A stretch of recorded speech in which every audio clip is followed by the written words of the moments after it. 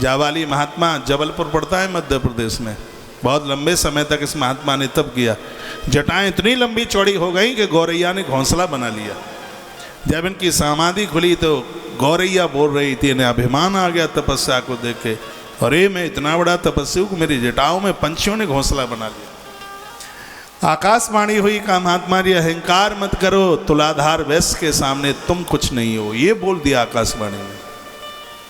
वो महात्मा जबलपुर से काशी की तरफ चल पड़ा। पहली दुकान पर पूछने लगा, मुझे तुलाधार सेठ के यहाँ जाना है।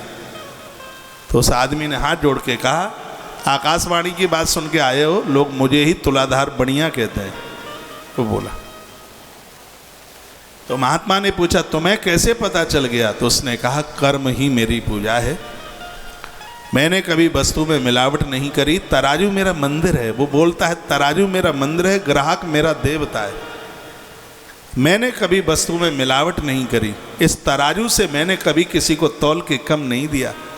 मैं तो बाबा विश्वनाथ के दरवाजे पर रोज नहीं जा पाता, लेकिन भगवान भोलेनाथ रोज मेरे ऊपर कृपा करने को आते हैं। इतना कहा कि तुलाधार वैश्य के तराजू में महादेव झूलने लगे। जावाली महात्मा गिर पड़े। भोलेनाथ ने कहा कि जिस समय ग्राहक से बात करता है तो ऐसा लगता है कि मेरी स्तुति कर रहा हूं, जब ये तराजू में तौल करके कुछ देता है लोगों को तो मुझे लगता है कि मुझे झूला झूला रहा हो। ये भगवान ने कहा था। पैसे कमाने के बड़े बड़े साधन तो जरूरी नहीं है ठगियाई के साथ धन कमाया जाए, तो वो तीसरी पीढ़ी पर चला जाएगा। आने वाले समय में लोग परेशान हो जाएंगे, और पाप की कमाई तो, चोरी की कमाई तो मोरी में ही जाती है। इसलिए कृपया सावधान। धन कमाया, धन आया, ये बड़ी बात नहीं है। धन आया कैसे, ये बहुत बड़ी बात है। धन तो रावण के पास भी था, लेकिन धन राजा जनक के पास भी था। जहां अधर्म के द्वारा धन आया वहां मेघनाद पैदा हुआ, और जहाँ धर्म के द्वारा धन आया वहाँ माँ जानकी प्रकट हुई है। वहाँ भक्ति माता चल करके आई है, वहाँ शांति रूपी सीता चल करके आई है। और जो धन धर्म से कमाया जाता है वहाँ भक्ति चल के आती है। जब भक्ति चल करके आती है तो अहंकार का धनुष टूट जाता है, परमात्मा राम उसके रिश्तेदार बन जाते हैं, उसके संबंधी बन जाते हैं। इसलिए सभी महानुभाव भक्तों, मैं धारनाथ भगवान की व्यासपीठ है, महादेव का ये पूरा का पूरा क्षेत्र है। और उन्हीं के शिव महापुराण से मैं निवेदन करना चाहूँगा आपको, ऐसा जीवन जीना जिसको जीने में सकून मिले, जिसको जीने में शांति मिले। परस्त्री शक्त मनसा परहिंसा परायण। दो तीन चीज अपने हृदय में कभी आने मन देना, एक परस्त्री और एक पराया धन। ये तो दोनों बर्बाद कर देंगे। जिनका उधार लिया है जल्दी से जल्दी चुकता कर दो। यदि लेकर के मर गए तो कई जन्मों तक वो चुकाना पड़ेगा। ये ब्याज बड़ी तगड़ी है प्रकृति की, बहुत तगड़ी ब्याज है। सरकार की ब्याज से चुकता हो सकता है, इससे चुकता होना बड़ा मुश्किल होगा। और बढ़िया बाप वह है जो कर्जा बच्चों के ऊपर छोड़ के नहीं जाता, ऐसा ब्रह्म पुराण में लिखा है। अच्छा पिता वो है जो कर्जा बच्चों के ऊपर छोड़ के नहीं जाता। इस ऋण को अपने हाथों से जल्दी जल्दी पूरा कर दो। कुछ चीज़ें ऐसी हैं जिनको तत्काल उनके ऊपर ध्यान देने की जरूरत है। बेटी युवा हो रही है, जल्दी उसको उसके ससुराल भेजो। यदि कोई बीमार है जल्दी उसका ट्रीटमेंट करो, नहीं तो ये रोग फैल जाएगा, ये अपनी जड़ें जमा लेगा। यदि किसी के पास कर्जा है, ऋण है, तो जल्दी इससे मुक्ति पाइए।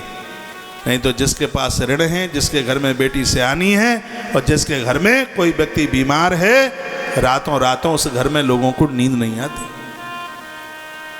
इसलिए बहुत ज़्यादा जरूरी है कि दो चीज़ों से बहुत बच करके सावधान, पराया धन और पराई नारी। ये बिना कारतूस के छाती भेद देते हैं। सांप और बिच्छू के डंक से व्यक्ति बच सकता है, लेकिन पराई नारी ने जिसको डस लिया उसको 3 लोक 14 भवन में कोई उसको बचा नहीं सकता।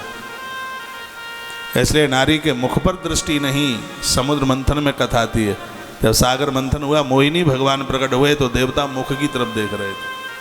गुरुदेव बृहस्पति पास में खड़े थे, देवताओं से कहा मरना चाहते हो क्या? स्त्री के मुंह की तरफ नहीं, स्त्री के चरणों में देखिए। जैसे स्त्री के चरणों में देखा, शंख चक्र गदा पद्म दिखाई दे गए, गंगा लहराती हुई नजर आ गई।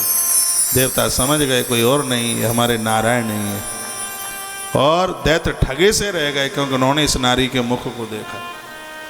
नारी का मुख नहीं, नारी के चरण देखिए। चरण देखने में तो आपकी साधना बढ़ेगी, आपकी उपासना बढ़ेगी।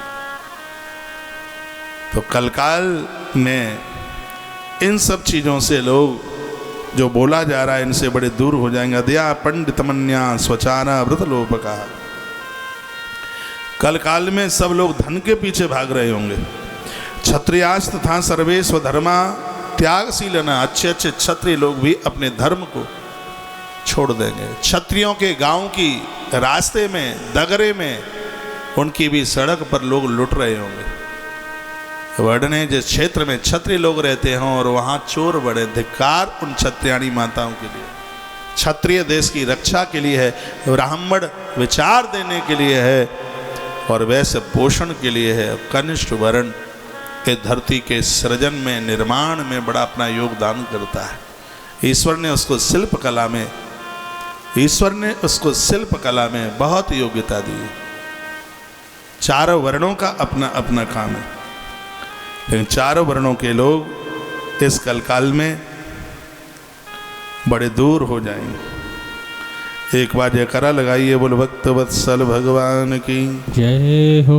श्री हनुमान जी महाराज की जय हो। हनुमान जी महाराज की जय हो। जय जय श्री राधे श्री राधे। कलकाल में लोग यज्ञ की अवहेलना करने वाले होंगे, सालराम भगवान की अवहेलना करने वाले होंगे, ब्राह्मणों की अवहेलना करने वाले होंगे। लिखा है सालिग्राम शिलादीना पूजका होम तत्परा प्रतिकूल विचारा कुटिला ध्वज दूषक। ये श्लोक में वर्णन किया गया। सालिग्राम शिला का पूजन करने वाले, होम यज्ञ करने वाले, शास्त्र विरुद्ध विचार करने वाले, कुटिल एवं ब्राह्मणों की निंदा करने वाले लोग बहुत होंगे इस कलयुग में। वैसे भी खूब जोर लगा रहे हैं ना कि घर में सालिग्राम मत पूजो, पता नहीं क्या पूजो। फिर ये शिव महापुराण भी कह रहा है कि जिसके घर में सालराम भगवान की पूजा होती है, उसको नारायण के 24 अवतार पूजने का तत्काल फल प्राप्त हो जाता है। 24 अवतार, वरा भगवान, यज्ञ नारायण भगवान, कपिल भगवान, क्योंकि सालराम शिला में सब समाहित है।